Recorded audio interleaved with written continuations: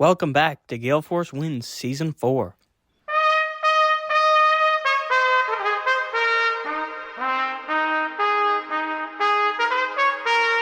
The Gale Force Winds podcast is proudly sponsored by the Newfoundland and Labrador Construction Association. The NLCA provides unparalleled opportunities for its members through industry education, construction information, government advocacy, and networking events. The NLCA is building Newfoundland and Labrador. For more information, visit nlca.ca. Well, folks, here we are. This is a special edition of Gale Force Wins. I'm here with someone that I'm only getting to know. I've seen her on LinkedIn, and I'm really fascinated with the role that she has at Memorial University. She is going to introduce herself and say the name of the organization because it's a bit of a tongue twister. So go ahead, Karen, and introduce yourself. Okay, thank you so much for having me here. So I work with Memorial University in the Faculty of Business, and I'm the manager of the Cenovus Center of Excellence in Sales and Supply Chain Management. So it is a tongue twister. Say it again. I don't want to. Cenovus We'll just call it the Center of of Excellence in Sales and Supply Chain Management. Yes, yeah. So I normally just call it the Cenovus Center. Well, as you and I have said to each other on LinkedIn, that's how we've been communicating. I've been in sales myself since 1992, 3, 4, something like that. So I'm extremely interested in the sales world. I'm going to learn a little bit more about the supply chain as well. But I think having you on to talk about what it is you do, because as I said to you, I didn't even know that you existed, you or the organization, and I'm in the business world. But before we do that, we're going to talk a little bit about your journey. So let's talk about Karen and, where you went to high school and what motivated you to get into business and things like that. So, start wherever you will. Okay, so, I grew up here in St. John's, townie to the extreme. Went to school at Beaconsfield, graduated from there, did a little bit of time at MUN and University in Nova Scotia. Came back and odd jobs, and I decided I wanted to go away and just get some different experience. So I ended up working as an expediter in a company in Mississauga, and I didn't know what an expediter was. I had no idea what supply chain was, but I enjoyed my job. And then it just sort of naturally progressed into, I fell into a junior buyer role. And then I just wow, this is interesting to do as a career. I don't have to look for another job. I'm enjoying this. So when I decided to move back to Newfoundland, I was lucky enough to get a job in supply chain with an oil and gas company here, and I just loved it. So then I went and did my SCMP designation, so professional designation for supply chain, and I've been in a number of different career sectors. I've been in the marine and industrial, oil and gas, healthcare, you name it, I've probably worked in it. But then I did a brief stint in charity. So, of course, COVID hit, and charity world was hit pretty hard. So I had this opportunity to go for a job at MUN, and it sort of married all my career in one job. So I've been in sales, I've been in supply chain, planned events, and that landed me as the manager of the Cenovus Center. So. That's a fascinating journey. As I said at the outset, I spent 35 years in the sales side. The supply chain side that I don't know a lot about.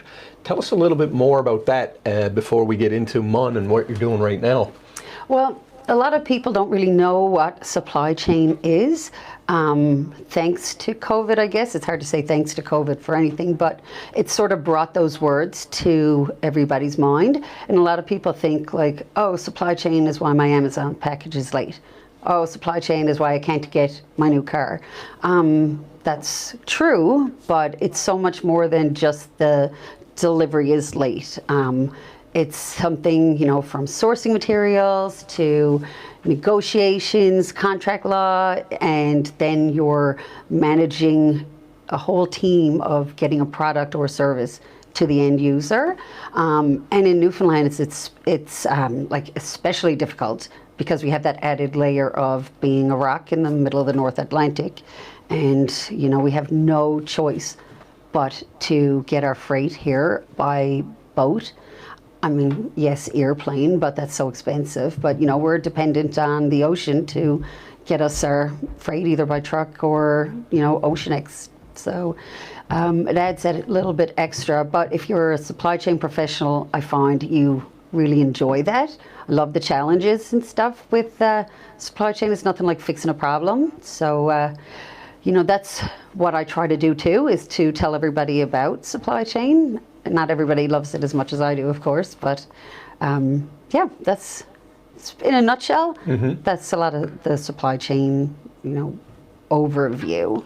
So sales, as you know, is about people and relationships. What would that be similar to the supply chain? And you got to get to know people and the companies and their capabilities. So is that similar? Yeah. So it's funny because I worked in purchasing or supply chain for so long, and then I did a couple of years in sales, and it dawned on me that if you're a sales professional and you don't understand the supply chain, or if you're a supply chain professional and you don't understand the sales side, you really can't work together properly anyway.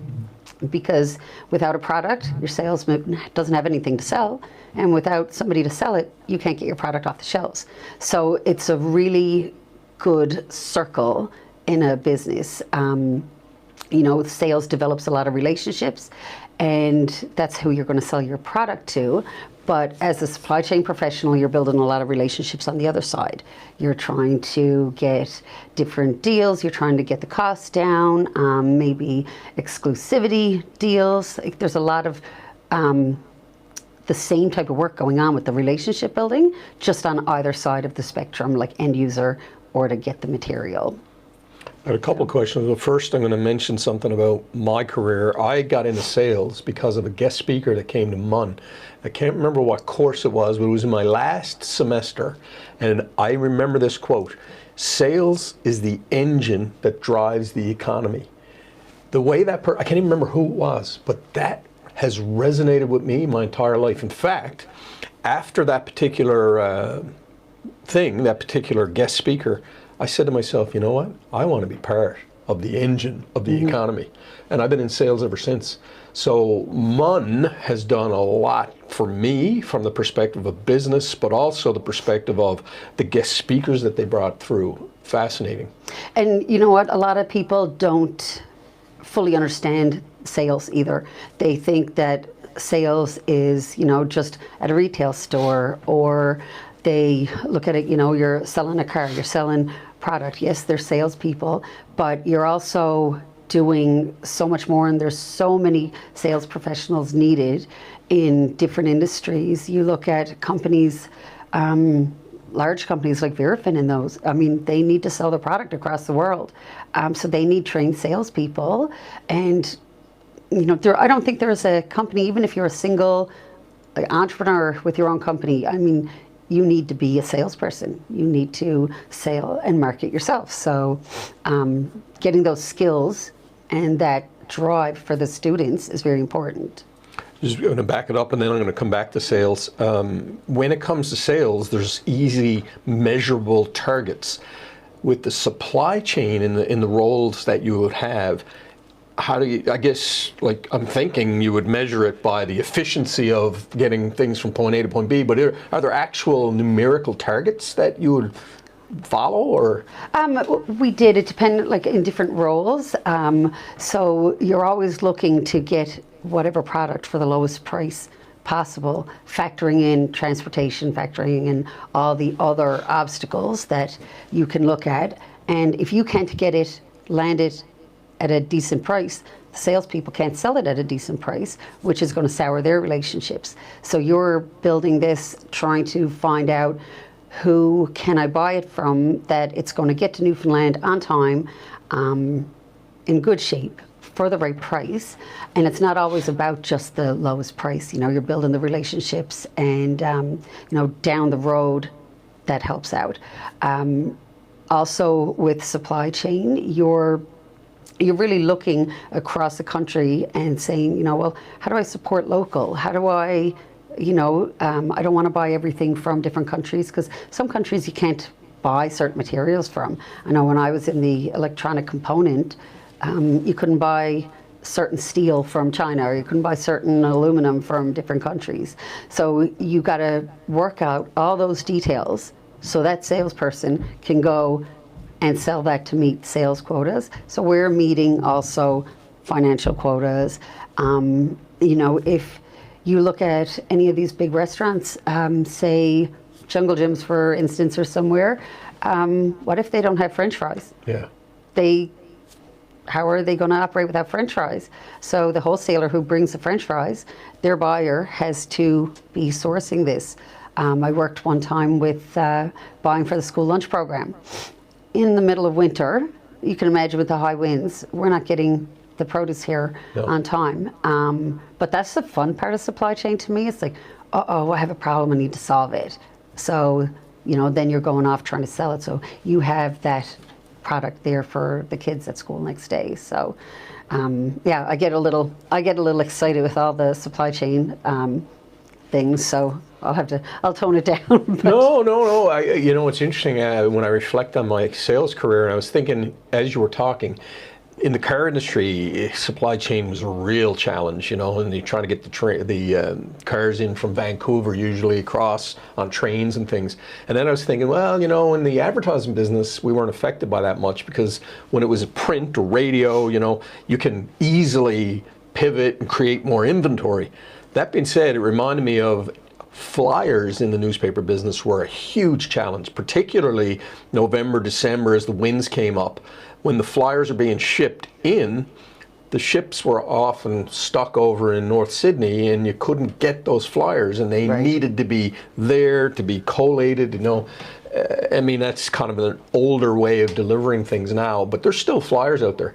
But I'll never forget, I'll tell you a quick story. I was waiting on a flyer, and this was a Friday afternoon. The thing was in the paper the next day, so it had to be there by 5 p.m. Friday. So I call this lady up in Toronto and I say, your flyer's not here. And she looked and she said, oh, no, your flyer's there. She said, it's in Grand Falls, just go get it. And I had to explain to her the distance between St. John's and Grand Falls. That flyer was probably going to get in St. John's by 9 or 10, and all the shift people that were doing it were going to be gone. Yeah. But it comes down to thinking about my association with supply chain and people's knowledge. I had to inform them, like, Newfoundland is a massive province, and if you're shipping things in by truck, it takes a long time from go to point A to point B, doesn't it? Yeah. Yeah, it does. And, I found it used to be a bit of a pushback from sales to purchasing. They won't give it to me for a good price, or, the salesman, they don't understand. But I find now companies are looking at it from a larger perspective. How do we all work together better?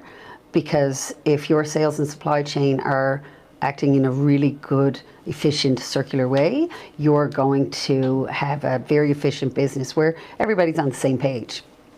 Well, it's interesting you say that. I remember, some of the best salespeople, and I'm going to be critical of them, are not the best paperwork people. You probably heard this before. I mean, when you're in sales and you're commission driven, you just want to get to your next sale. The problem with that is if you've left the other sale that you made in a little bit of tatters and just kind of throw it over to the accounting or the, purchasing and management people. So I was in sales management for a while too, and I loved the type A, go out and grab the sale person. Right. But there was often a little bit of destruction in their wake, because if you don't have, the I's dotted and the T's crossed, then there's chaos, right? Yep, for sure. And a lot of sales is relationship building. It's not always just about that last sale. Right. And you might spend a lot of time building a relationship, and if you go in with the mentality just like it's all about money, the person's going to see through that. So I was always the salesperson that as a purchaser I wanted to see, and that helped me in my career. I'll never forget somebody saying that they couldn't crack a Walmart sale. They were having trouble getting this particular grocery manager to let us do like an over and above sale. And it might have taken me 2 or 3 weeks, but we became, quite friendly.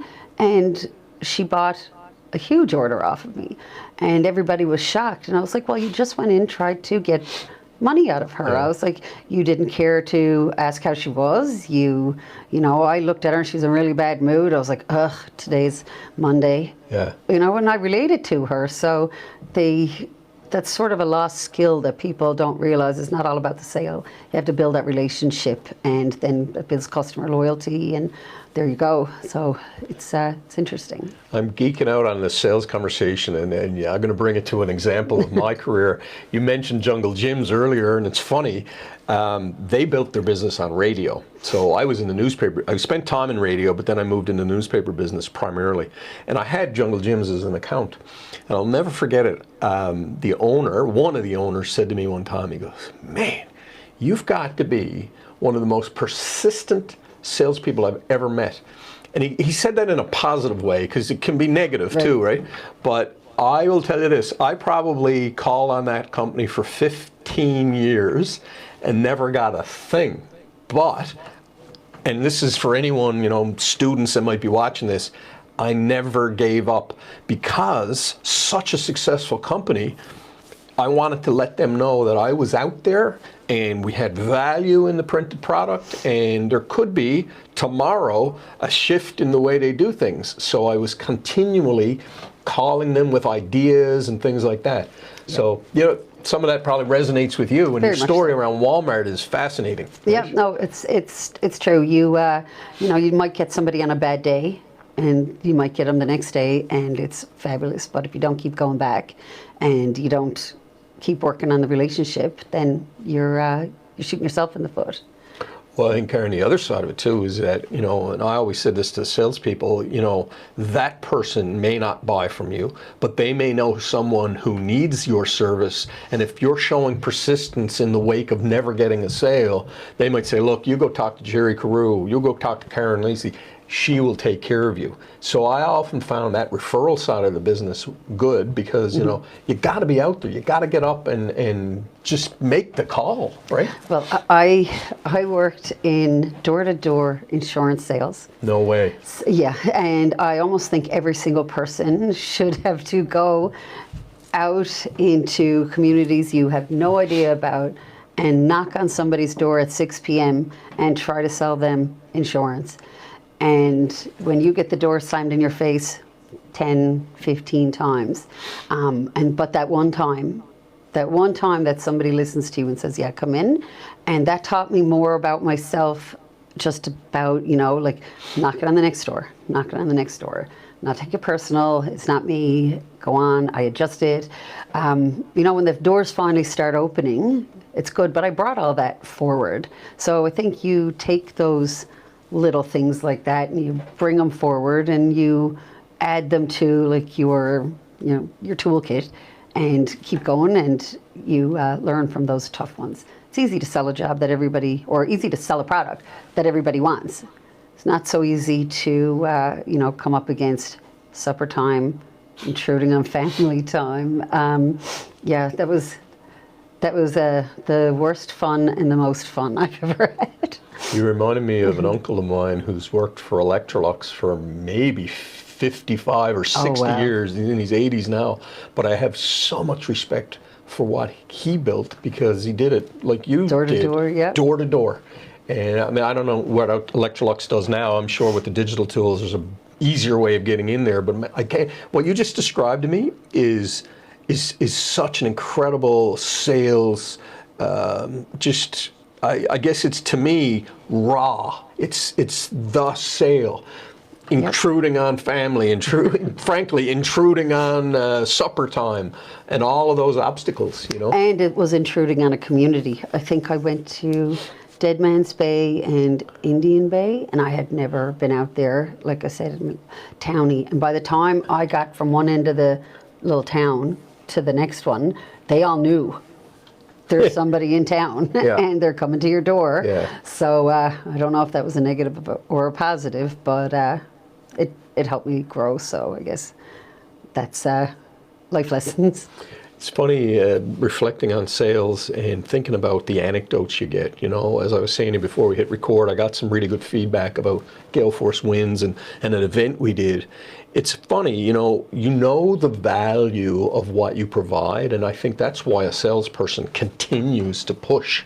But when someone outlines for you how valuable you were to an event or whatever, it just builds that confidence more and more and more. And I think you have to be confident in your product, don't you? You got to believe in your product. Because if you don't, how are you going to convince the other person? Especially if you're knocking on the door at supper time. Yeah, no, right? you do. You have to believe in your product, and you have to believe in yourself that you're doing it for the right reasons. And everybody's motivated by money.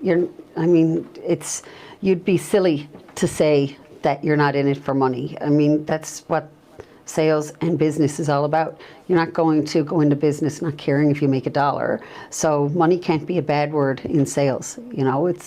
But if you believe in the product, the sales come, the money comes, the rewards come.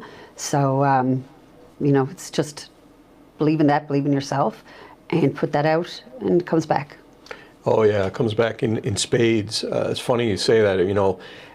It is about the money, and frankly, it isn't. And I'll tell you what I mean by that. For me, you certainly get remunerated well in sales if you're putting the energy in there. And I always used to tell salespeople, look, just put the effort in. You will be amazed at how well you've done at the end of the year, right? So I agree with you. At the end of the day, ultimately, you're not doing this as a charity. You have to make money. But I think when you're passionate about the product or service that you're selling, the money tends to take care of itself, right? So that's something that I've experienced in my career. And for me, the passion has always been for the sales and supply chain. And I have 9 nieces that I'm watching them grow up. I want them to do well. I want them to have all the opportunities they can. And I want them to know about the opportunities that are out there. And that's one of the things that I'm trying to do with the center, is to get some visibility out there so students know who we are and what we do, and industry knows what we do, because not very many people know what we do. So I know we talked a little bit about what we do there, but trying to get out here and spread the word. So that's what I'm pretty passionate about now, because I know I'm going to help industry, and I know I'm going to help students. So to me, it's win-win, and I can just sit back with a smile on my face knowing I did some good.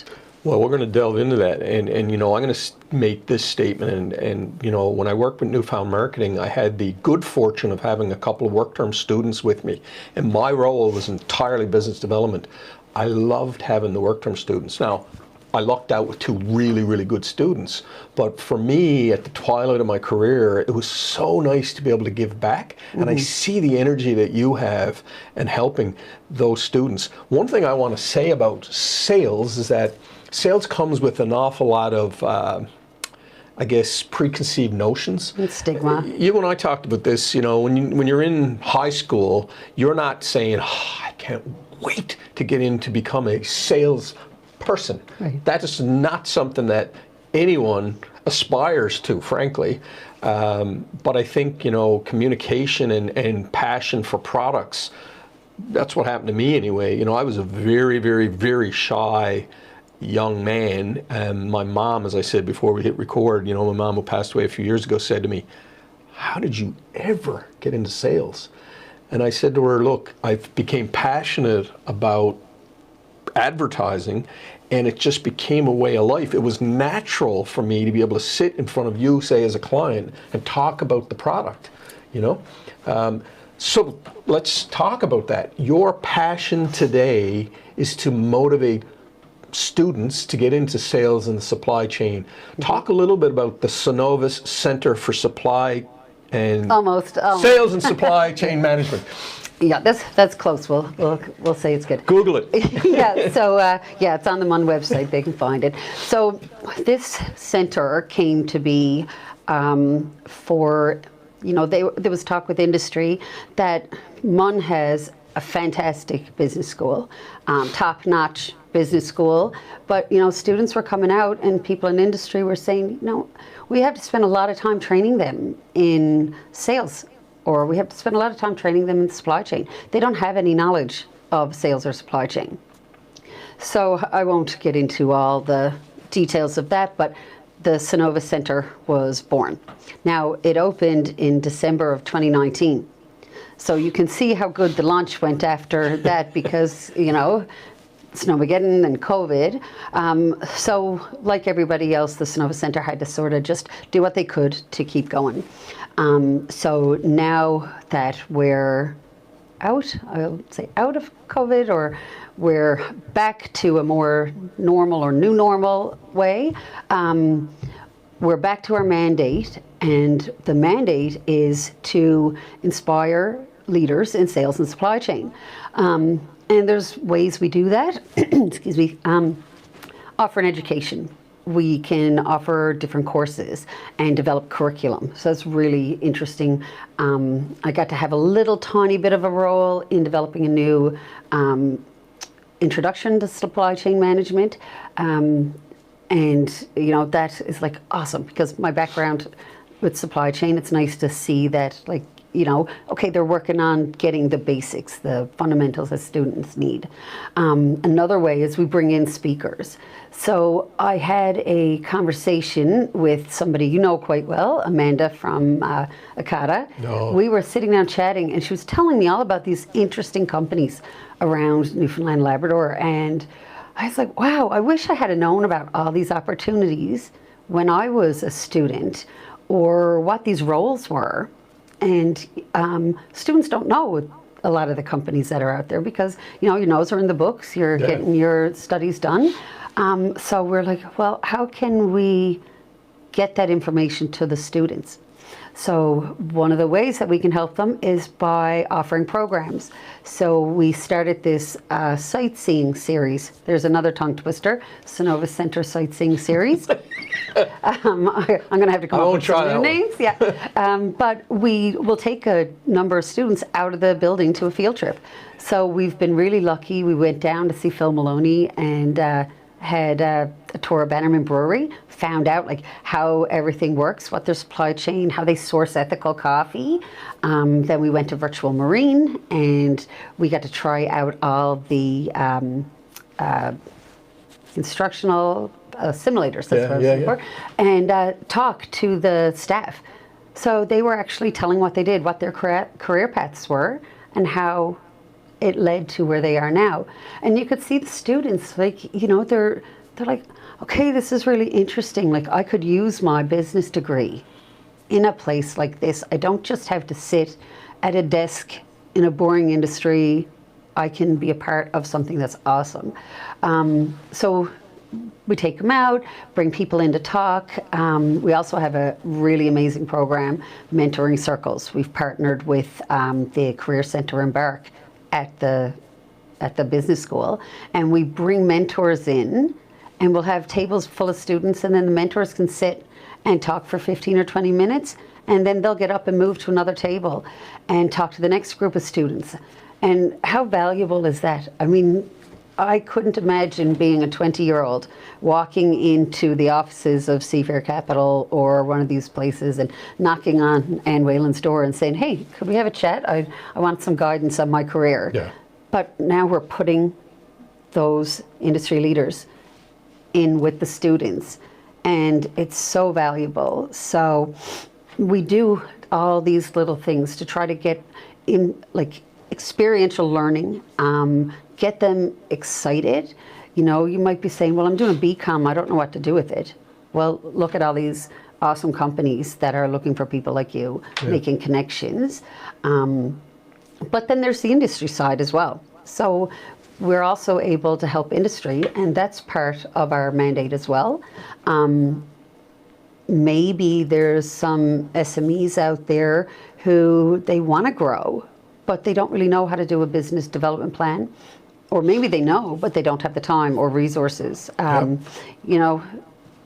economy hasn't been as quick to pick up as we'd like, but maybe they'd like to hire somebody for 3 or 4 months. I can get a grad student or somebody to go in and help them do, maybe it's a business development plan, maybe it's to better their supply chain. And, we'll partner with that. And 3 months goes by, the student gets hands-on learning, and the business just got, okay, now we have a business development plan, and we didn't have to invest a lot of time in a long-term person that maybe doesn't fit their bottom line. So it's really exciting with that. And I like to meet with as many businesses as I can to say, hey, we're here. Like, we might be able to help you. Maybe you don't need a student. Maybe I can take your problem back to the expertise in the faculty and do some research for you. Maybe we can get a full class of, fourth year business students working on a problem that's in your business as a class project now. Yeah. And they can come back with all these recommendations, and it didn't cost you anything. So there's businesses that could probably benefit from that. So it's a really good partnership and collaboration with industry and the university, and just the green energy. So a part of my mandate now is to focus on green energy. So we're looking at skills shortages, SMEs, and green energy. What's going on out on the West Coast. Keep going, yep. It's so exciting.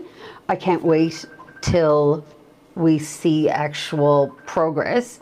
And they're going to need students. They're going to need people who are experts in business development. They're going to need supply chain professionals. And it's exciting. So I'm thrilled to be a part of it. It's absolutely awesome. Sorry for that. Someone's calling me there on Facebook. What struck me as you're talking, we have such an audience of business people on Gale Force Winds, and you are the conduit into the students at Memorial University. It's not lost on me how valuable this conversation is right now for me and you and anyone out there. What I find, is there's all kinds of people telling me every day, I can't find people, I can't find people, I can't find people. You've got a resource there that is eager. As I said to you, I had a couple of work term students, Yep. and they were phenomenal. In fact, one young man, Nathan Quinlan, worked with me. He's now at Verifin, by the way, but he did 12 proposals for me in Wow. one day. Wow. 12. I would not have been able, I was out there on the front lines talking to the people, feeding him the information, and he would get the proposal out. Just think about that. Like, I have never seen such great talent in my whole life. It must be exciting for you. I love to go to work every day. You're looking at someone who worked from home for 10 years, and now I love to go to work every single day at the university. So it has to be a pretty good job to be, being at home all the time. But just to be in talking to students, and we have a lot of international students, and they come here with all of this amazing experience. We have people in our programs that they might be engineers in their home countries, and now they're coming here to do their business degree. I don't want them to leave. I want them to keep all of that talent here in the province, because we need it. Yeah. You hear everybody talking about, look what's coming, we're going to need thousands of employees.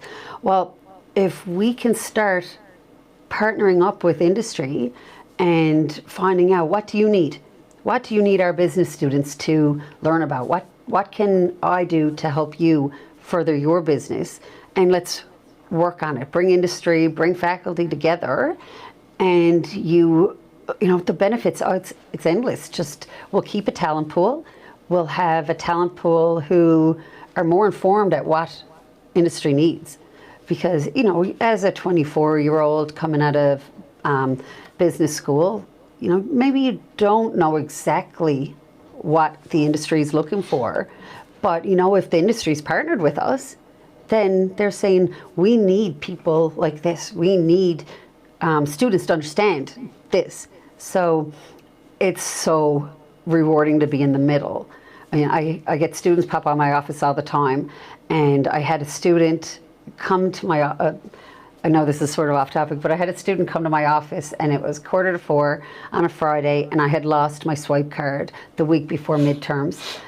So you don't really want anybody to be able to get a hold of swipe card that could get them into a room where the exams are. So I was panicking, and a student came to my office, and he was really nervous about an exam, an interview. And I was, I really want to talk to you, but I got to go. So anyway, we ended up connecting Sunday night, and we spent about an hour on a FaceTime. And he was just fabulous, and he had all the skills. He just needed some confirmation in, like, just be yourself type of thing. So he called me the next day, or messaged me the next day after his interview, and he said, it went great. Thank you for your help, because all he needed was someone to listen for a few minutes. And he said they'll let me know in a couple of weeks. And it might have been an hour, and he messaged and said, can I come to your office? They just offered me the job. So this was a project management job with an oil and gas company. And, you know, just to see that reward at the end, when he showed up grinning from ear to ear, it's like, I'm just lucky to be a part of this and to be able to spread that out, you know, and have industry say, you guys at MUN really helped us. We needed somebody who could help us through this issue, and there's this gap we have, and we could, you know, either through some research or, you know, a body there to help. Yeah, it's exciting. So I can summarize, you do sightseeing, you do mentoring, you also do placement. Yep. So I have a budget that, you know, is yearly, that I can actually place students into a company. So, you know, a lot of people call and question, you know, so if it meets the mandate of the center, which the mandate is there pretty much on the website, but, you know, if that is going to develop skill for a student in sales or supply chain, and it's going to help the economy in sales or supply chain or green initiatives, then we could probably work together as long as the budget's still allowed. But, you know, there's other ways too. So every case is sort of different. Yep. And, you know, it's great because the student, not all students are co-op students. So co-op students get their placements. You know, of course they have to interview for their placements, but, you know, they have that support from the co-op office. There's a lot of students who don't have co-op placements. And, you know, I've heard from some of them, they feel a little left out because their intention was to do their degree faster, to get out into the workforce. But they can't get an experience because they can't get a job. They can't get a job because they can't get experience. So this is a 3 or 4 month program, and it could even be tailored less than that they can go out and get some experiential learning, and the business takes away as well, and it's win-win for everybody. No kidding. I'm smiling a little bit as you're talking, because guess what? I did what was called the non-co-op program, and just as an anecdote about that, I'll never forget meeting with the dean, and several of us non-co-op students wanted to get the name changed because we really felt uncomfortable on a resume having a non-cooperative student. Oh, okay, that's great. You did a non-co-op degree, so I'm uncooperative. Anyway, That's funny, yeah. It's fun now. Like, I know it's called a BBA, right? A BCom now. I think BCom. the BBAs are finishing up, and it's all a BCom. Okay, but it's BCom without being a co-op. You're BCom co-op. Yeah, Or just BCom. BCom. Yep. I wish I had someone like you when I was going through in 1992. I know I'm dating myself now, but we never had that support. I felt lonely and isolated, and you could see all the co-op students. Now, I had my own wedding video production company, so that's why I didn't feel like I needed to be placed in a job. Right. But I also was a little isolated because I had no one to talk to about that. It makes a lot of sense to see that Memorial University has brought you on, you know? Yeah, I'm excited, and, you know, with the center there, and with the career center embarked down there, we got the Center for Social Enterprise, all of these, and there's the Center for Entrepreneurship, all of these centers, and are there working to help students and industry. And then you have the expertise of the Gardner Centre coming in as well. So you look at the resources that we have that we could help industry and students. I mean, the possibilities are endless. I also would love anybody in industry who has an idea, like, do you think we could maybe do this? This might be helpful. I can work with people and maybe we can come up with some sort of plan. I'd love to see some sort of job shadowing out there. You know, I've had students come to my office and, you know, they're almost in tears saying, I'm finishing my degree soon and I don't have anything to talk about on my resume. And I've even had them say, can I just work for you for a week or two? I'll clean up your office, I'll do your paperwork. Yeah. And it's heartbreaking to see that, you know, they can't get the experience. And if they can't get the job, they're going to go. Yeah. Right? So we're going to lose this great talent for the sake of them not having a little opportunity to get some hands-on experience.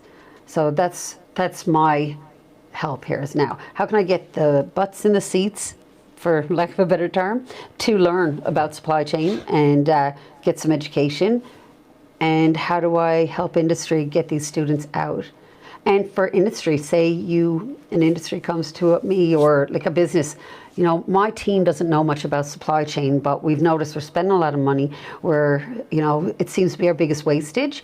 Well, we offer training down at Gardner that they can come to Gardner, their staff can do like a supply chain training or a seminar, and I might be able to help out by giving a little break on the cost, sponsor a student in or sponsor a person in for a little bit. You know, there's just so much that we could do. It's just getting people out there in industry to know we are here. Yeah. Right? And that's the hardest thing. So that's why I'm very glad to be here chatting with you as well. Well, look, I'm going to tell you this. I'm very glad to have you.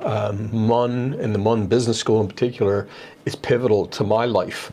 I would not have a business career if it wasn't for Memorial University. Mm-hmm. Again, I wish I had someone like you back there then. As a marketing professional, I would be remiss if we didn't mention Cenovus. Tell us a little bit about, you know, Cenovus is the sponsor, I guess? Is that what it is? Yeah, so we're partially funded by Cenovus and ACOA. Cenovus was one of the industry leaders who was like, you know, we're noticing this gap. And they're very passionate about getting training for students in supply chain, especially. You know, they want students coming out with that little bit of expertise on top of their business degrees. And they're fabulous to work with. They take students in, they come and speak. We've had a number of sessions with probably 3 or 4 Cenovus employees come in, and they give up their time just to come in and tell everybody like about it, what the opportunities are. So they've been a fabulous naming partner, and you know, it was great to have somebody like that step up to say, we need this, and we're going to help you do it. It's amazing to me, and that's why I brought it up. You know, they're putting money where their mouths are, and whoever at Cenovus is responsible for this, and those that they may be gone, whatever, those that are continuing to fund this, kudos to you. It's an incredible thing that you're doing for the community, giving students an opportunity, bringing someone like Karen on board. Karen, I'm going to ask you one last question in terms of advice. What advice would you give to the students that you see every day? You know what, being out at the university and very student-facing, the biggest thing I could say to students was participate. All of these awesome programs are there for you, and show up. Come check it out. You know, when you're bringing in these industry leaders, come listen to what they say, because, you know, it's okay for an adult, say, or, you know, somebody much older than you to give you some advice, but you don't always take it when you're young. But most of us are telling you something because we've done it the wrong way, or we see a better way. So when the students see the advertisements up for guest speakers, mentoring events, take it. Come take it. Come to me and say, you're really interested in something. Is there any way we could do a project, or could we do something? Like, just take advantage of that university experience and everything the business faculty especially has to offer. Because it's all little stepping stones. That person you come in and listen to speak one day could be the person sitting across from you interviewing you for a position. You know, so how good would it be to say, I was there, I learned from you, I spoke to you, and you know, then you have a connection. So, you know, take advantage. That's my biggest takeaway, I think, for the students. I appreciate that. You know, I said it was the last question, but I'm going to ask you, what advice would you give to businesses and organizations? You know what? If businesses out there are noticing gaps, you can call me or message me. Sometimes you don't even know what gaps you have. And a lot of the problems we have in Newfoundland are we don't think big enough. This world we live in is so digital that Newfoundland can be a part of the global economy. Yeah. We don't have to just look in our backyard. You know, it takes a lot to get a successful business running, but there's opportunities to collaborate and get some help. You know, just to, maybe you don't know how to get your business out into the global market. Well, we got a business school here that can work with you and try. So I encourage people to check out the Cenovus Center. Shoot me an email. All my information is there. Well, just verbalize that, and I'll put it in there as well. But what is your email? Yeah, so it's kmlacey@mun.ca. Lacey. Lacey, yeah. So kmlacey@mun.ca. And you can also look up the Cenovus Center under the business school. And the other centers, you know, there's something there for every industry, every business out there. Well, I want to say thank you to you, Karen, because I knew this would be interesting, but I didn't realize it would be as interesting as it was, because I know in talking to people, myself and Alan are out in the community every day, and we hear businesses struggling with sales in particular. I guess I hear that. I don't hear supply chain because I'm not as in tune to it, but I should be, being the fact that they're so intertwined. It is an absolute breath of fresh air to hear that MUN, Memorial University Business School, has you on staff. And I think that anyone who's watched any of the Gale Force Winds episodes over the years, this is a person that you should get in contact with and help mentor those young people, because guess what? They're going to provide incredible value for you, and you giving them the opportunity is going to provide value for them. So thank you, Karen. Thank you so much for having me. Thank you for tuning in to Gale Force Winds. That's Gale Force Winds, WINS.com.